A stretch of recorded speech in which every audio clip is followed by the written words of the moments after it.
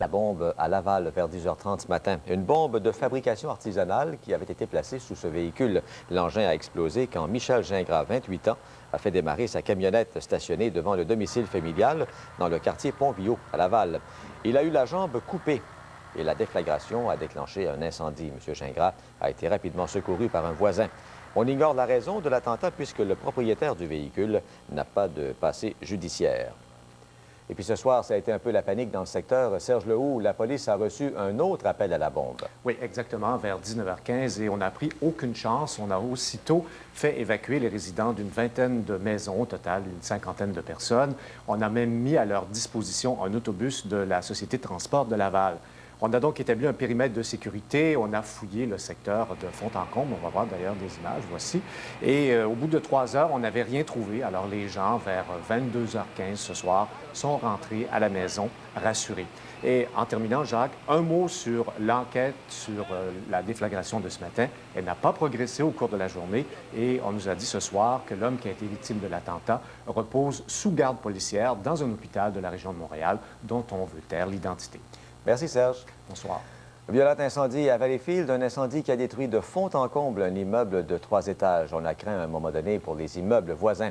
Les pertes s'élèvent à plus d'1,5 million de dollars. Les flammes se sont propagées à la vitesse de l'éclair. L'immeuble abritait un magasin bien connu dans la région sous la raison sociale Cineré Meubles. Tout a commencé à 14 h et à 17 h, il ne restait plus rien. Une demi-douzaine de personnes qui travaillaient au magasin ont perdu leur emploi à la suite de l'incendie.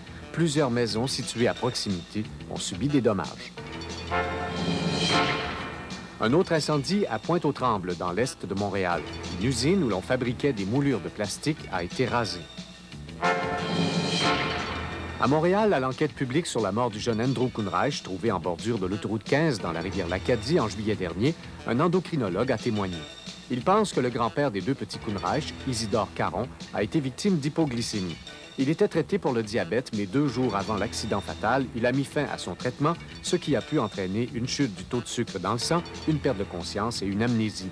Le grand-père, qui conduisait la camionnette, ne se rappelle rien de l'accident.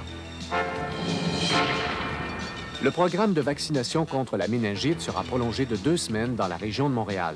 Seulement un jeune sur 2 a été vacciné jusqu'à maintenant dans cette région. Les cégepiens ont protesté encore contre le projet de réforme de l'enseignement collégial. Une contestation moins éclatante aujourd'hui. Une douzaine de collèges ont été affectés par des débrayages.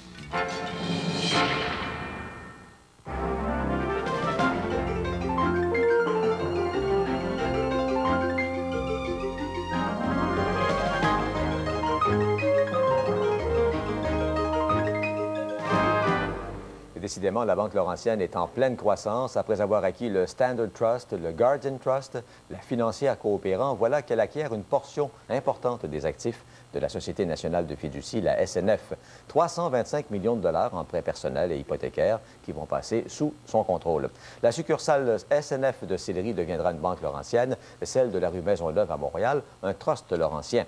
La SNF conservera ses compagnies d'assurance, dont la Capitale, et la SNF appartient, rappelons-le, à 86 à la Mutuelle des fonctionnaires du Québec et à 14 à la Caisse de dépôt du Québec. On sait que la candidature probable de Kim Campbell à la succession de Brian Mulroney a fait reculer plusieurs candidats potentiels. Or, sans doute maintenant que les libéraux vont s'inquiéter à leur tour, quoi qu'en dise Jean Chrétien, parce qu'un sondage effectué pour le Globe and Mail de Toronto nous apprend que les conservateurs, dirigés par Kim Campbell, devanceraient les libéraux dans les intentions de vote. Par contre, avec Jean Charest, le sort des conservateurs serait à peu près le même qu'avec Brian Mulroney. Normand Réaume.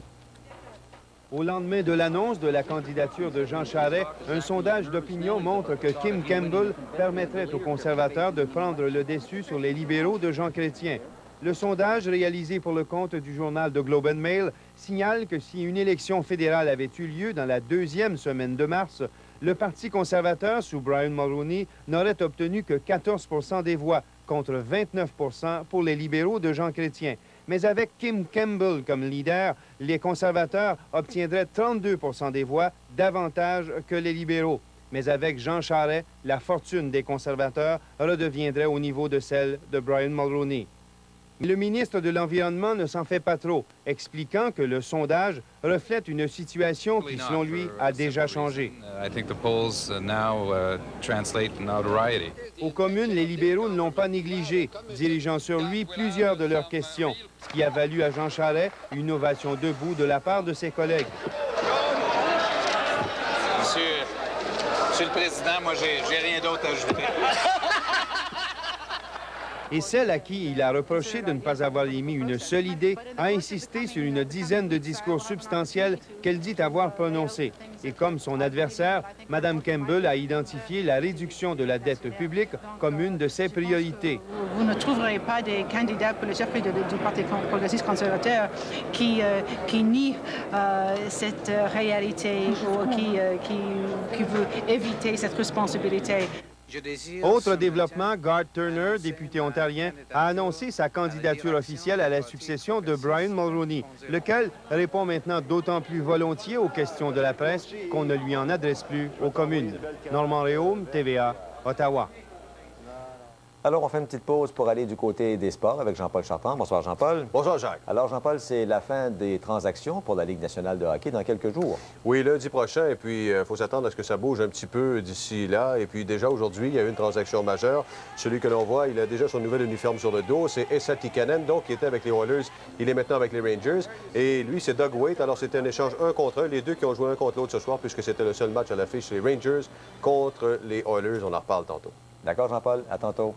Du côté de la météo, bien, Colette, il y a eu une chute dramatique des températures. Ce matin, c'était le printemps. Cet après-midi, c'est vraiment l'hiver. Hein? Exactement. Et ce soir aussi. Oh, c'est très froid présentement. Il fait moins 13, moins 14 degrés. On a également des vents qui soufflent du nord. Ce matin, il faisait quand même 5 degrés. Cet après-midi, vers 13-14 heures, il faisait moins 9 degrés. Quel changement! C'est une chute, c'est une dégringolade. Tout à fait. Alors, le temps froid va persister pour les prochains jours.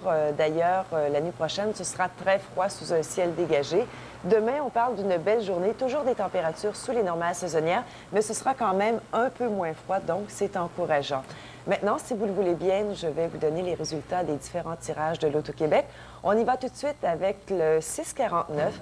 Alors, les numéros gagnants sont les suivants: 5, 12, 15, 26, 36, 46 et le complémentaire 23.